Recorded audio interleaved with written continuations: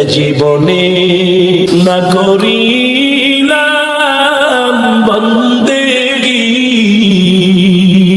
গুনাহ করে কাটাইলাম জিন্দেগি, গুনাহ করে কাটাইলাম।